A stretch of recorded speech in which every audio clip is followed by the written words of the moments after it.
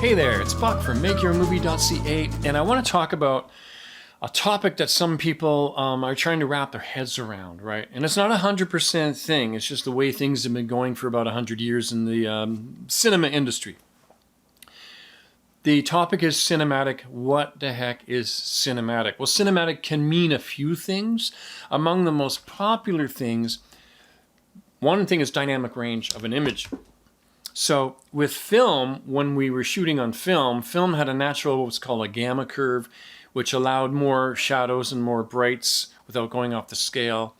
The first video didn't have that. They had more of a linear gamma curve, so you couldn't get that dynamic, and therefore it didn't look so cinematic.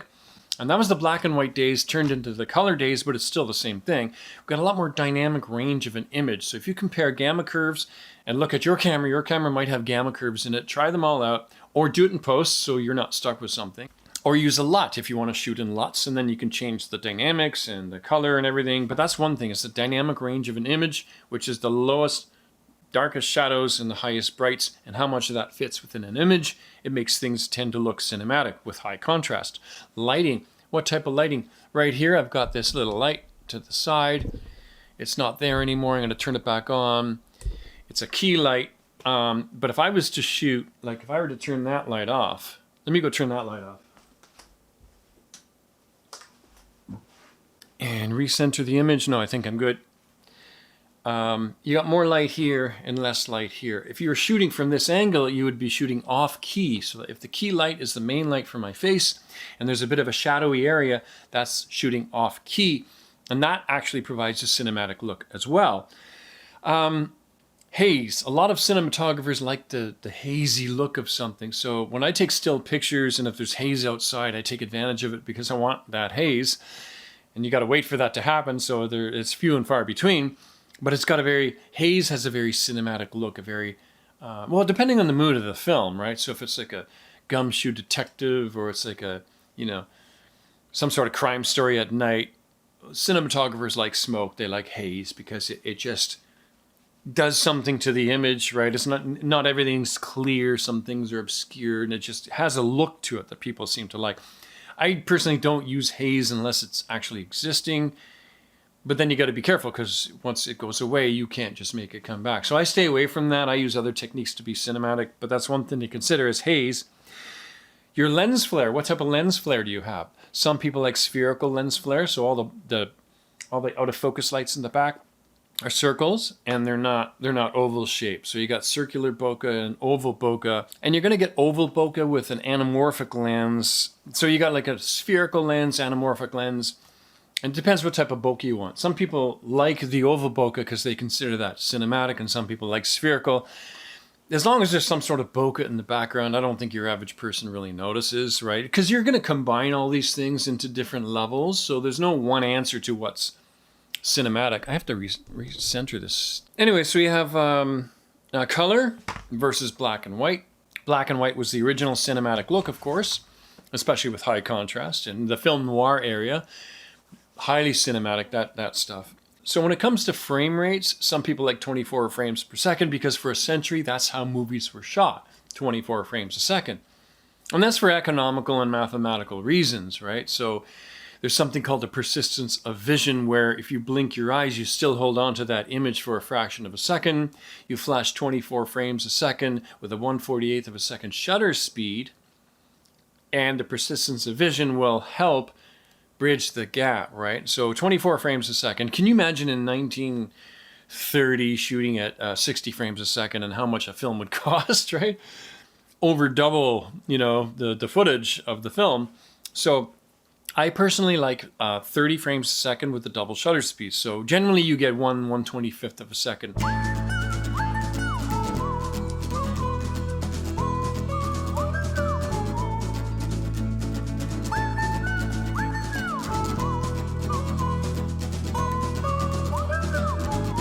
There's also shutter angle.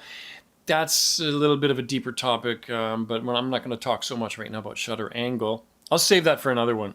But I'll do 30 frames a second with 1/125th of a shutter speed, and I get the cinematic look that I am personally looking for. But again, you combine it with the lights, you combine it with the color, etc., etc. So you're not just doing one thing that's cinematic, and it is subjective sometimes. So I covered the frame rate. Your composition's important. So right now I'm in the center because this camera's looking for my face, but sometimes you have a person off center, you have an over the shoulder situation, and you frame it the right way. That's going to add to the cinematic look too. Having a close-up, like your camera angles.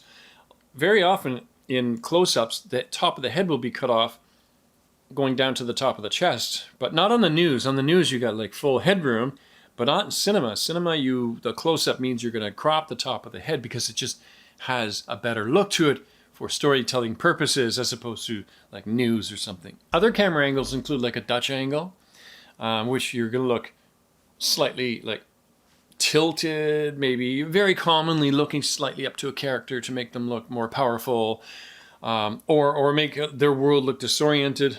And there's other camera angles too, so you can combine all the different camera angles, but you don't want to go too far with, you don't want to make a film that's all close-ups. The good, the bad, and the ugly. That final shootout at the end was cool because it started out really super wide with the CinemaScope wide aspect ratio. It looked huge on a big screen.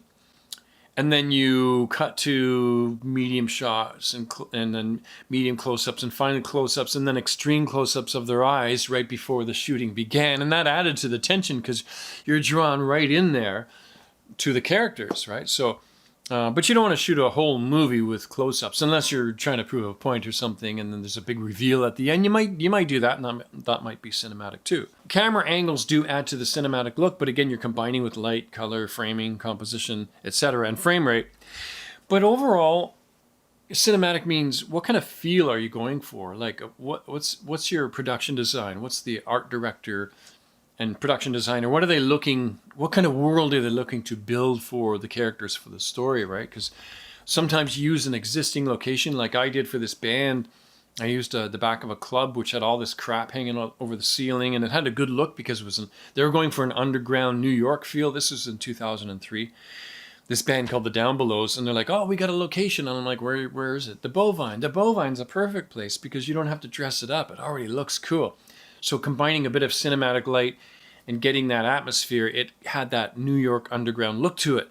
So that's the look I was going for because that's the look that they wanted, so I have to go by their instruction. There's certain films that when I was younger, I looked at that and I looked at them and I said, why do they look that way? And then I learned over the years why. Blade Runner was one of them. Had a very, very cinematic look all over the place. Like every frame, if you just take a still picture of a frame, it looked like a piece of art. It looked like a wall hanging. That's the beauty of that original Blade Runner, which some people at the time didn't get, and there was like issues with the production, but let's not go there. My Dinner with Andre, I feel, is very cinematic, although it is low concept. So Blade Runner's high concept, where you have a bigger budget, you get a lot of crazy visuals, where My Dinner with Andre was just over-the-shoulder, close-up storytelling, basically. But it still had a cinematic look to it, and it worked for that particular story. Christopher Nolan's Batman films, Do the Right Thing by Spike Lee, Apocalypse Now, Francis Ford Coppola, Stranger Things, the whole thing had a cinematic look to it. Get Out, which is like some of the close-ups they used, especially in that like hypnosis scene, that was like incredible. The lighting. Brazil, Terry Gilliam, he tends to like to use wide angles a lot. Wes Anderson, he's about symmetry and different color palettes, like interesting color palettes, and wardrobe too, of course. The Lighthouse, which is black and white, and the aspect ratio is different, and it looks creepy, and I haven't seen the whole thing yet, but I'm going to watch it. But the aspect ratio, let's talk about, is the aspect ratio something that makes something look cinematic? Well, a lot of people are putting music videos onto YouTube at the 2.35 to 1 aspect ratio. I don't know about most, but a lot of people are watching videos on their phones now, if not on a TV like we have over on the wall over there. I think a 2 to 1 aspect ratio really should be the cinematic standard because you could fit more in.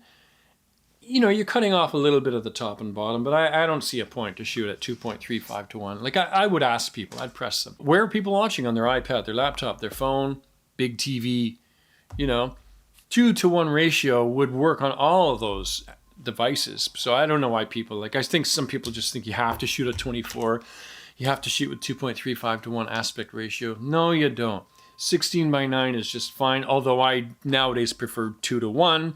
I don't know if I can do that in my program, so 16:9 is how I do it. I like the look of it. The movie I did, Scary House, in 2005, that was 4:3 standard definition, and it has one of the best looks I've ever had in one of my personal projects. I still like the look of it. Well, the resolution standard definition digital, but the overall look and lighting and feel and the close-ups I got from it, they're still one of the best things I've ever done, cinematically anyway. Anyway, I hope that helps. Just some ideas about the concept of cinematic. MakeYourMovie.ca. Join us for online lessons. We will be excited to have you earn a certificate in filmmaking in a lot less time and a very modest investment than other learning platforms.